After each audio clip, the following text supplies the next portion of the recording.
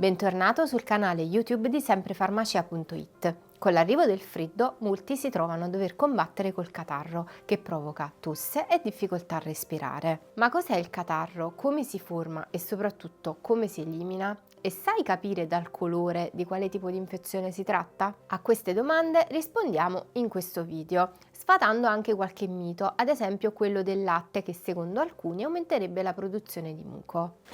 Ti vedo che guardi il video, non metti like e non ti iscrivi al canale, sai che per noi è di grande aiuto e per te è gratis. Le nostre vie respiratorie sono normalmente ricoperte da muco, una sostanza che viene prodotta naturalmente a scopo protettivo. Il muco infatti intrappola agenti patogeni ed allergeni per eliminarli all'esterno.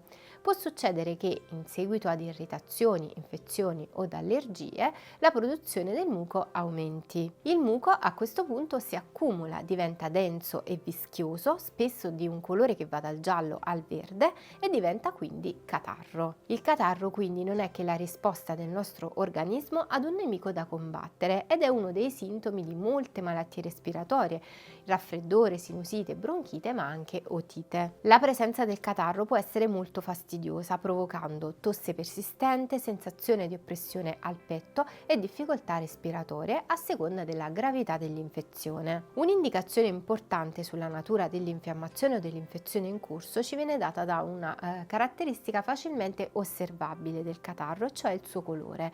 Il colore del catarro è infatti un vero e proprio indicatore della gravità del problema. Se il catarro è bianco, lattiginoso o schiumoso, è probabile che sia in corso un'infezione tra le meno gravi, come il raffreddore. Può però essere associato anche a condizioni croniche come l'allergia o il reflusso gastroesofageo. A volte la consistenza densa e lattiginosa è determinata dalla semplice disidratazione. Se il catarro è giallo, è possibile che sia in corso un'infezione virale, quindi ad esempio raffreddore o influenza, o anche batterica.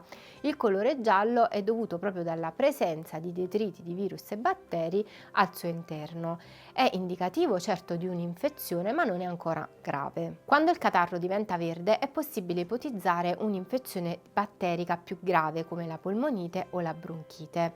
Il colore infatti è determinato dalla presenza di detriti di batteri ma anche di globuli bianchi, nello specifico i neutrofili, che hanno un enzima responsabile della colorazione verde. L'intensità del colore aumenta quanto più il muco permane nella zona dell'infezione. Un colore rosato o la presenza di tracce visibili di sangue può essere indicativo di una situazione di irritazione persistente che ha determinato la rottura di un capillare oppure di condizioni più gravi come la bronchite cronica o la tubercolosi. Il catarro, soprattutto se di colore diverso dal bianco, può portare a diverse complicazioni a seconda della sede dell'infezione ed è comunque sempre bene avvisare il medico. Se il catarro si accumula nelle tube di Eustachio, cioè i tubicini che collegano la gola all'orecchio, si può avere la sensazione di orecchio tappato, dolore e addirittura una lieve diminuzione dell'udito. Se il catarro accumulato si infetta, si ha l'otite media catarrale, un'infezione che richiede l'antibiotico ed è molto dolorosa. Invece il catarro accumulato nelle basse vie respiratorie è indicativo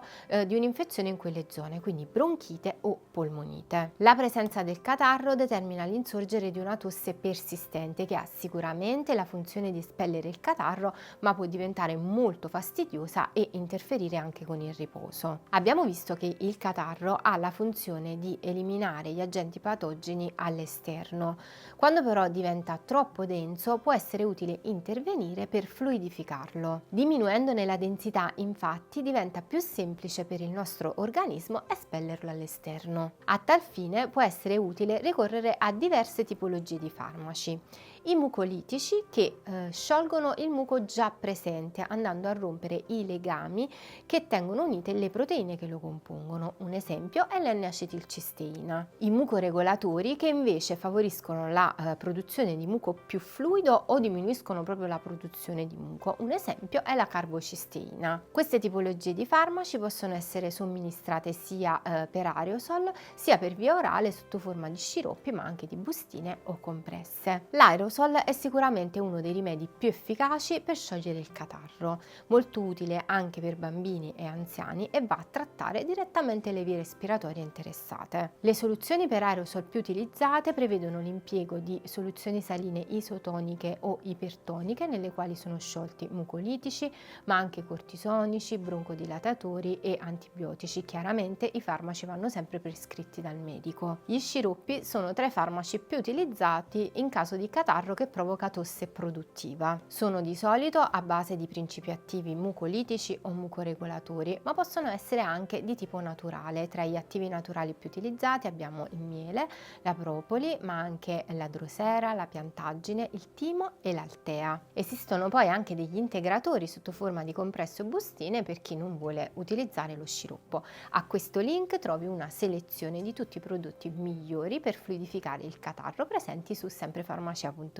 Infine, solo in caso di infezione batterica diagnosticata dal medico sarà necessaria la terapia antibiotica. In caso di catarro si può avere un'alimentazione normale, ma è importante assicurarsi di bere abbastanza acqua che aiuta a fluidificare il muco.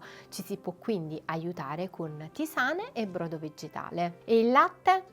Molti sono convinti che il latte e i latticini aumentino la produzione di muco e vadano quindi evitati in caso di catarro. In realtà questa convinzione, che deriva dalla medicina tradizionale orientale, non ha trovato alcun riscontro negli studi scientifici effettuati. Anzi, c'è da dire che nella medicina occidentale è proprio il contrario. La scuola medica salernitana indicava come rimedio per il raffreddore e l'influenza 3L: latte per indicare alimenti liquidi e sostanziosi, lana che sta a indicare il calore e letto che invece indica il riposo. Abbiamo visto che il catarro può indicare la presenza di un banale raffreddore, ma se ha determinate caratteristiche può indicare situazioni più gravi. Se hai domande lascia un commento. Un saluto dalla dottoressa Valentina di semprefarmacia.it, la tua farmacia sempre con te.